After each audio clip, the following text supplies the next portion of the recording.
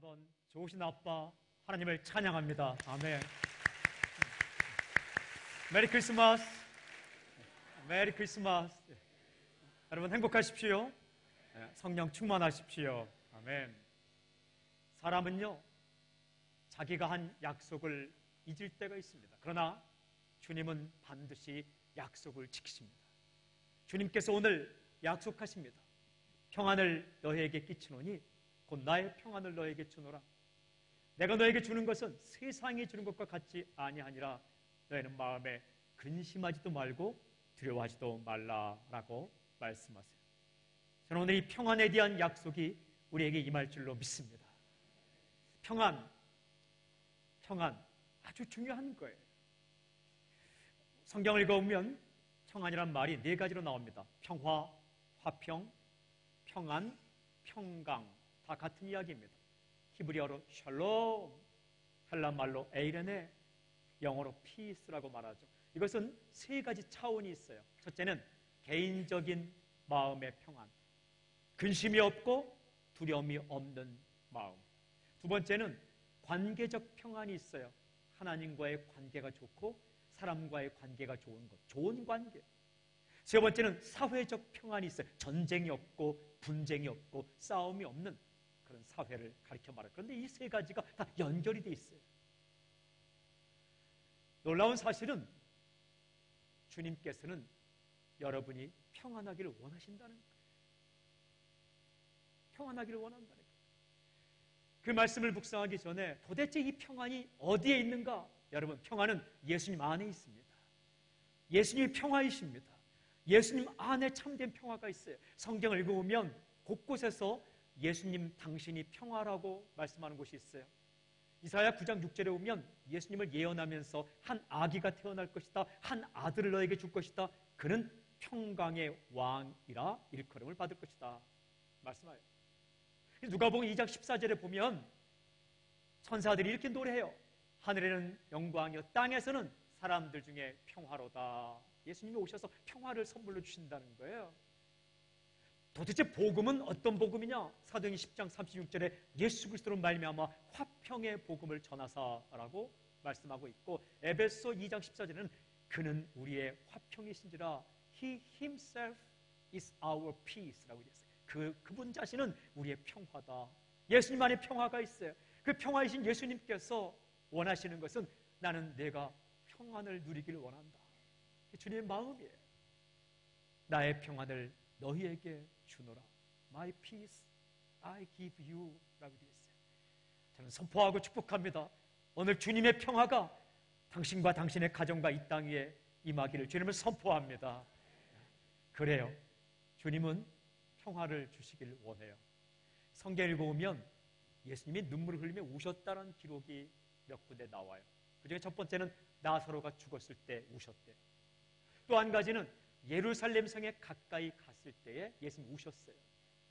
누가복음 19장 41절 42절에 이런 말씀이 있어요. 가까이 오사 성을 보시고 우시며 이르시되 너도 오늘 평화에 관한 일을 알았더라면 좋을 뻔하였거니와 지금 내 눈에 숨겨졌도다. 너도 오늘 평화에 관한 일을 좀 알았더라면 좋았을 텐데 하시면서 예루살렘 성을 보고 우셨어요. 예루살렘이란 의미가 뭔지 아십니까? 이르샬라임, 이르라는 건 시티란 뜻이에요. 도시. 샬라임은 샬롬. 예루살렘의 이름이 이르샬라임, 평화의 도시란 뜻이에요. 평화를 몰랐어요. 크리스천인데 크리스천의 능력을 모르고 살아가고, 교회인데 교회가 아니라 세상처럼 변해가는 것처럼 평화의 도시라는 이름을 가진 그 예루살렘이 평화를 몰랐다는 거예요. 주님께서 우시면서 너도 오늘 평화에 관한 것을 좀 알았더라면 좋을 뻔할거니와 지금 내 눈에 숨겨졌다. 무슨 말이에요? 평화를 알았더라면, 평화를 누릴 수 있다면 좋을 텐데 주의 마음이에요. 그럼 요한복음에 보면 부활하신 예수님께서 제자들을 만나는 장면이 있어요. 제자들이 문을 걸어 잠그고 숨어 있어요. 왜? 유대인들이 두려우니까, 잡혀 죽을까 봐. 그때 닫힌 문을 뚫고 예수님이 들어오셨어요. 우리도 언젠가 부활하게 되면 공간의 지배를 받지 않고 막 다닐 거예요. 주님께서 들어오셨어요. 그리고 첫 인사말이 뭔지 아세요? 요한복음 20장 19절에 너희에게 평강이 있을지어다. Peace be with you. 너에게 평강이 있을지어다. 영화라면 이렇게 표현하겠죠. 너에게 평강이 있을지어다. 선포하는 거예요. 이렇게 말씀하지 않았어요. 이 바보 같은 녀석들아, 유대인들이 그렇게 무서워? 아니 너희들 이것밖에 안 됐어? 3년이나 나오고 훈련받고 나서 에휴 한심한 녀석들, 그렇게 말씀하지 않았어요. 주님께서 그냥 아무 말 없이 너에게 평강이 있을지어다. Peace be with you. 평안하라. 그렇게 선포하셨어요. 그게 주의 마음이에요. 사랑하는 여러분, 주님은 지금 이 자리에 계세요. 그리고 당신과 함께 계세요. 주님은 여전히 당신이 평화를 누리길 원해요. 불편한 마음, 근심되는 마음, 깨어진 관계, 깨어질 위기에 있는 관계, 힘든 상황 가운데서 마음의 평화가 깨어지고 관계가 깨어지고 그런 상황 속에 사는 당신에게 주님은 그걸 원하시는 거예요. 마음의 빗장을 걸어잠그고 두려워 떠는 제자처럼 혼자 있는 사람들에게 너희에게 평강이 있을지어다. 샬롬. 그리고 나의 평안을 너에게 주노라. 저는 오늘 그 평안이 당신에게 임하기를 주님을 선포합니다. 평안은 하늘로부터 오는 거예요. 평안은 선물로부터 오는 거예요. 왜? 주님이 평화이니까. 제가 좋아하는 찬송가가 이렇게 말씀드리면 여러분은 나 목사는 좋아하는 찬송도 참 많아 그럴지 모르겠지만 찬송 참 좋아요. 410장과 412장인데 그 후렴구가 참 좋아요. 410장 후렴은 평화 하나님 주신 선물, 그 놀라운 주의 평화 하나님 선물일세. 또 412장 후렴구는 평화로다 하늘 위에서 내려오네 그 사랑의 물결이 영원토록 내 영혼을 덮으소서. 근데 이 410장과 412장은 조가 같아요. A 플랫 장조에 박자가 같아요. 8분의 6박자. 신기한 건요, 첫 마디는 똑같아요. 첫 마디는 평화, 이게 똑같아요. 410장 410장. 오늘날 같으면 표절했다고 말할 정도로 똑같아요. 뒤는 다른데 이 410장 후렴과 410장 후렴을 연결해보면 한 찬양 같아요. 작곡된 연도는 19세기예요. 19세기 말 비슷한 시기에 서로 기도하는, 그때는 인터넷도 없었어요. 이메일도 없었어요. 방송도 없었어요. 그냥 각자 기도하다가 동일한 음성을 들은 거예요. 참 신기한 것은 성가대가 평화에 대한 찬양을 했어요. 깜짝 놀랐어요. 각자 준비했는데 연결되는 거예요. 우리 이 찬양 후렴만 한번 부르고 싶어요. 평화 하나님 주신 선물, 연결해서 평화로다 하늘 위에서 내려오네. 한번 불러볼까요? 이 시점에 이미선 목사님 부르기로 했는데 마이크가 안 나오는가 보다. 우리 한번 부를게요. 평화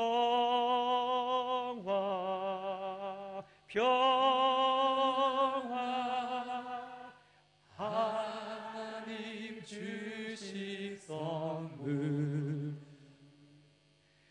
오 놀라운 주의 평화 하나님 선물일세.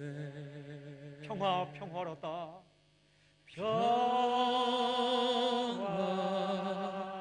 평화로다.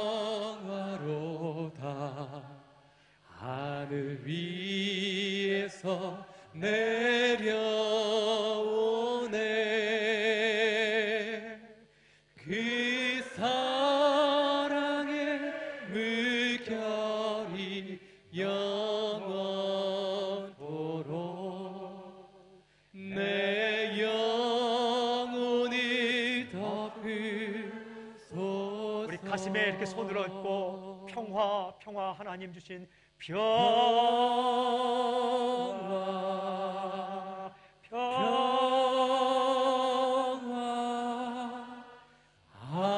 하나님 주신 선물, 그 놀라운 주의 평화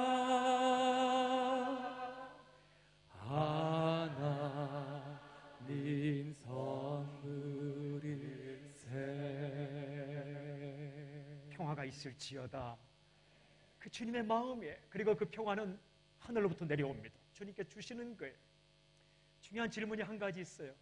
왜 우리는 날마다 때마다 평화를 누리지 못하고 있는가라는 질문이에요. 주님이 이미 주셨어요. 주님은 약속을 지키세요. 이미 여러분에게 평화의 주님으로 오셨어요. 당신 속에 깨뜨릴 수 없는 평화가 있습니다. 그런데 왜 우리는 순간순간 이 평안이 깨어지고 마음이 부서지는 상태로 살아가는가? 그건요, 당신 마음 가운데 장애물이 있기 때문에 그래요. 물이 수도꼭지에 와 있는 것처럼 평화가 우리 마음 가운데 와 있어요. 그런데 그 중간을 틀어막고 있는 찌꺼기처럼, 마개처럼 우리의 두 가지가 그 평화의 줄기를 막고 있기 때문에 누리지 못하는 거예요. 두 가지는, 첫 번째는 죄악, 두 번째는 불신. 첫 번째, 여러분, 죄악의 길을 버리고 의로운 길, 바른 길로 가시는 여러분 되시길 주님을 선포합니다. 시편 85편 10절에 보면 이런 말씀이 있어요. 의와 평강이, 화평이 서로 입맞추었으며 righteousness and peace kiss each other 라고 했어요. 의와 화평은 키스한대요.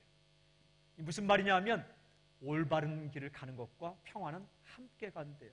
쉽게 말씀드리면 올바른 길을 갈 때에 평화를 누릴 수 있다는 말씀입니다. 여러분, 예를 들어 봅시다. 남자와 여자가 서로 사랑을 해요. 이들을 연인이라 말하죠. 애인관계예요. 애인관계가 되면 뭐 하고 싶으세요? 키스하고 싶으세요? 선물 주고 싶잖아요. 선물 주고 싶어요. 저는 정말 전세라도 털어서 선물 주고 싶은 마음이 전에 있었어요. 그런데 선물 주고 싶은데 가령 남자가 가짜 다이아몬드를 선물했다 생각해 보세요. 잠깐 동안은 기뻐요. 진짜로 착각하니까. 정말 이 관계가 얼마나 좋아요. 근데 그 관계는, 그 평안의 관계는 일시적이에요. 언제까지 지속됩니까? 가짜가 들통날 때까지.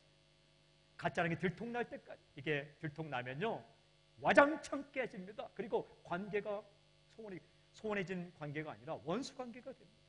그러나 사랑하는 사람에게 은반지를 선물하면 속으로는 좀 서운할 수 있겠지만 관계가 오래가는 거예요. 이까지 은반지! 그런 여자는 아예 사귈 생각을 안 하는 게 좋아요. 올바른 길, 진실된 길을 간 은반지가 거짓된 길을 간 다이아몬드보다 평화의 관계를 유지하는 거예요. 운전할 때, 바른 길 갈 때 마음에 평화가 있잖아요. 속도 지킬 때 마음에 평화가 있잖아요. 빨리 간다고 마음이 평안합니까? 아니에요. 속도를 지킬 때 불안하지 않은 거예요. 올바른 길을 선택할 때 평화가 있어요. 사랑하는 여러분, 이 길을 택할 것인가 저 길을 택하실 것인가 고민될 때에 주의 뜻대로, 성령의 음성대로 바른 길을 선택하세요. 진실을 선택하세요. 진리를 선택하세요. 여러분, 솔직함을 선택하세요. 정직함을 선택하세요. 그때 하늘로부터 평화가 우리에게 임할 줄로 믿습니다. 또 하나는요, 신뢰할 때 평화가 있네요. 불신을 버리고 주님을 철저히 신뢰하길 주님을 선포합니다. 구약성경 이사야 26장 3절에 보면 이런 말씀이 있어요. 주께서 심지가 견고한 자를 평강하고 평강하도록 지키시느니 이는 그가 주를 신뢰함이니이다. 심지가 견고한 사람, those whose mind is steadfast, 그의 마음이 steadfast, 아주 강건하고 서 있는 것처럼 서 있는 자, 그리고 신뢰하는 자, those who trust in the Lord, 주님을 신뢰하는 자에게 평강과 평강을 쌓아주겠다는 거예요. 더블이에요. 곱백이에요. 평강하고 평강하도록. 주님 약속. 신뢰할 때 평강이 임해요. 제가 좋아하는 책이 있어요. 또 여러분들, 나 목사는 좋아하는 책도 많아. 그렇게 생각 좀 하겠지만 지난주에 제가 두 권을 소개해서 제 노스록스 사무실에 한번 꼭 오세요. 오시면 제가 커피 타드릴게요. 오시면 그 방이 있어요.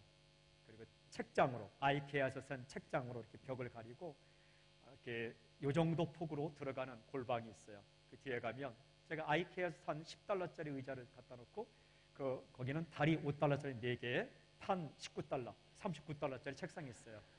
그리고 우리 성도님 가운데 한 분이 십자가를 잘 만들어서 준 십자가 걸려있고 그 책상 위에 4권의 책이 있어요. 첫째는 성경책, 나의 사랑하는 성경책. 두 번째는 내가 사랑하고 존경하는 리더 화용조 목사님의 사도행전적 교회를 꿈꾼다. 세 번째는 제가 논문을 쓸 때 연구했던 칼 바르트, 젊을 때 말고 그 나이 많아 쓴 세상을 위한 교회, Church for the World, 교회는 세상을 위해 존재하며 세상을 향하여 존재하며 세상 안에 존재한다는 그 내용을 가진 그 칼 바르트의 Church Dogmatics, 교회 교약 한 권, 사회 2권, 또 사회 3권, 그 다음에 한 권의 책이 이 책이에요. 전능자의 그늘, Shadow of the Almighty라는, 전능자의 그늘, 하나님의 날개 그늘 아래. 엘리자베스 엘리엇이라는 여인이 쓴 책이에요. 누구 얘기냐? 1958년, 1956년 1월 달에 28살의 나이로 창에 찔려 순교한 자기 남편 짐 엘리엇에 대한 이야기예요. 짐 엘리엇은 친구 4명과 함께 젊은이들이 기도하고 에콰도르 아우카 쪽으로 선교를 갔어요. 그렇게 사랑하고 7년 동안 준비했는데 도착하자마자 그들의 창에 찔려 죽었어요. 총을 한두 발 쐈는데 그들이 창과 칼을 가지고 오자 무기를 다 버리고 그냥 칼에 맞아 죽었어요. 근데 그 땅으로 이 아내가 선교사로 또 나갔어요. 그리고 선교지에서 남편의 편지와 남편에 대한 증언들을 다 모아서 쓴 책이 바로 이 전능자의 그늘이라는 책이에요. 제가 전에도 은혜가 되었지만 이 책을 다시 한번 읽어보았어요.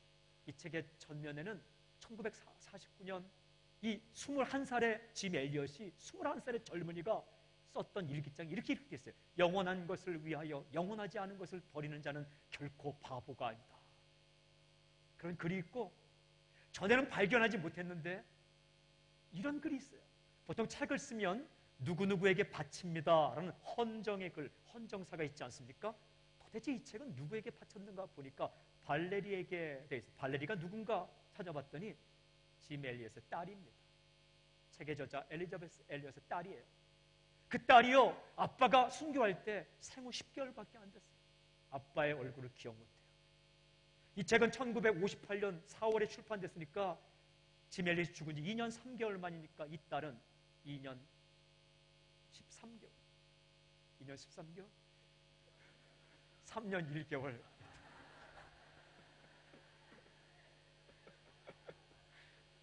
그런데요, 그 딸에게 쓴 글이 제 가슴을 울렸어요. 제가 한번 읽어볼게요. 발레리에게, 아버지의 글을 통해 언젠가 너는 내 기억이 없는 아버지를 알게 될 것이다. 내 글로는 어림도 없는 일이다. 그렇게 아버지를 알게 되면서 너 또한 아버지가 사랑했던 분을 사랑하고 신실하게 따르게 되기를 기도한다. 아버지의 얼굴을 기억하지 못한 생후 10개월 때 아버지를 잃은 그 딸에게, 그것도 2년밖에 지나지 않았는데 그 엄마가 어떻게 이런 글을 쓸 수 있는가? 난 의문이 생겼어요. 어떻게 이런 믿음이 있는 글, 화평을 누리는 글, 용기 있는 글을 쓸 수 있을까? 책을 다시 펼쳐보고 읽기 시작했어요. 그러다가 이 책의 291페이지에서 짐 엘리엇이 죽기 전에 아내에게 보냈던 편지를 클립해둔 것을 제가 찾았어요. 이렇게 편지를 쓰고 있어요. 과거는 지나갔습니다. 지나갔다는 사실과 지나간 방식 모두가 제 마음에 듭니다. 하나님은 안팎으로 철저히 우리를 최선의 길로 인도하셨습니다. 우리는 다 과거에 대해서 불만이 있어요.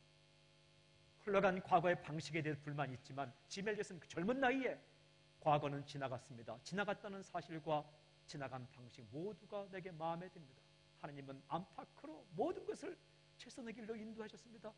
이 글을 이 엘리자베스 엘리엇이 남편이 죽고 난 이후에 클립해서 책에다 실은 거예요. 그리고 그 챕터의 제목은 선을 이루시는 기가 막힌 타이밍이라고 제목을 붙였어요. 그리고 그 바로 밑에 성경 구절을 이 엘리자베스 엘리엇이 인용하고 있는데 그 성경 구절이 로마서 8장 28절이에요. 우리가 알거니와 하나님을 사랑하는 자 곧 그 뜻대로 부르심을 입은 자들에게는 모든 것이 합력하여 선을 이루느니라. 철저한 신뢰, 하나님이 사랑하셨다면, 하나님이 붙드셨다면 모든 것이 합력하여 선을 이룬다. 내 남편이 28살의 나이로 세상을 떠났지만 그것은 하나님의 계획 가운데 있고 기가 막힌 타이밍 가운데 있고, 그리고 나는 그 하나님을 믿습니다. 그 확신이 있었기 때문에 평안이 임하고 그 어려운 가운데 2년 만에 이런 책을 쓰고, 그리고 딸에게, 발레리에게 너는 아버지의 글을 통해 내가 기억하지 못하는 아버지를 알게 될 것이다. 내 글로는 어림도 없는 일이다. 너는 아버지를 알게 되면서 아버지가 그토록 사랑했던 그분을 신뢰하며 신실하게 따르기를 바란다 쓰고 있는 거예요. 무엇이 그에게 그런 평강을 주었을까요? 신뢰, 주님에 대한 신뢰, 붙잡는 신뢰. 사랑하는 여러분, 어떤 일을 만나도, 무슨 일을 만나도 주님에 대한 신뢰를 깨뜨리지 말기를 주님을 선포합니다. 주님은 완전하십니다. 주님의 사랑은 끝이 없습니다. 그리고 주님은 이 자리에 계십니다. 그리고 당신의 모든 것을 아시고 당신을 붙들고 계세요. 욕심 부리지 마세요. 철저히 주님을 신뢰하고, 망할 것 같지만 망하지 않아요. 올바른 길을 선택하며 나아갈 때에 주님의 이 약속, 평안을 너에게 끼치노니 곧 나의 평안을 너에게 주노라. 내가 너에게 주는 것은 세상이 주는 것과 같지 아니하니라. 너희는 마음에 근심하지도 말고 두려워하지도 말라.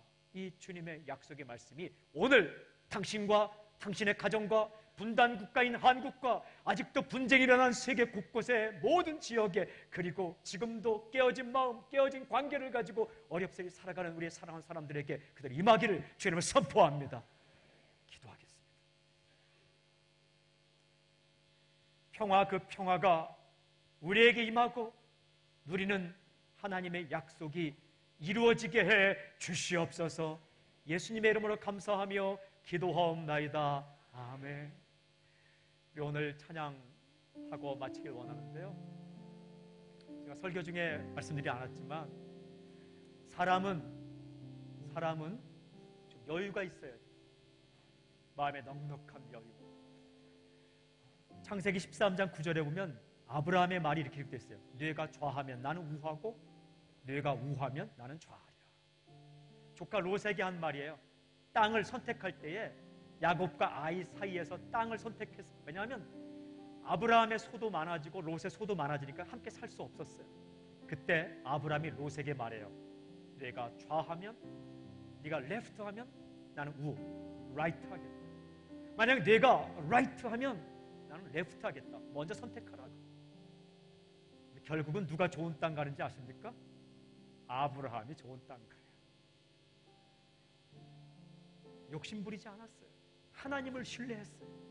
하나님은 아브라함에게 친히 주님이 되셔서 이렇게 약속해요. 내가 가는 곳마다 복을 주겠다. 땅 따라다니면 피곤해요. 돈 따라다니면 피곤해요. 사람 따라다니면 피곤해요. 주님이 함께하는 누구에게 여유가 있고 주님을 신뢰하고 좀 양보하세요. 좀 손해보세요. 내가 먼저 선택해라. 내가 우하면 나는 좌하겠다.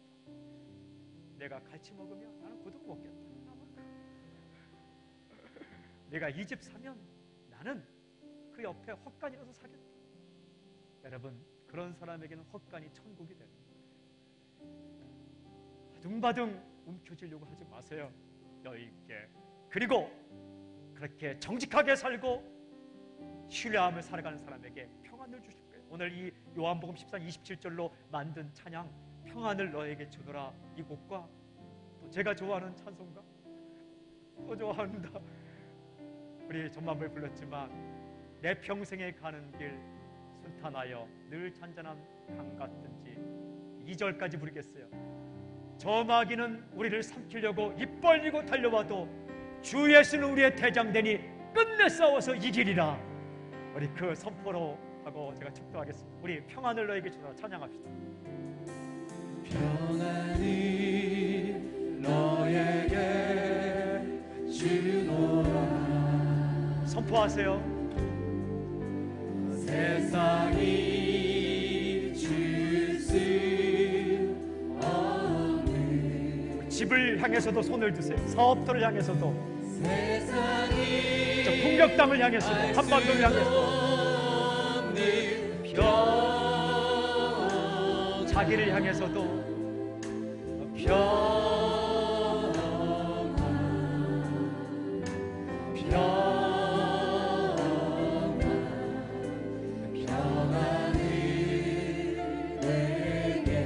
이번에는 가족이 왔다면 그냥 보지 말고 손만 옆에 잡고 평안을 손을 꽉 잡아주세요.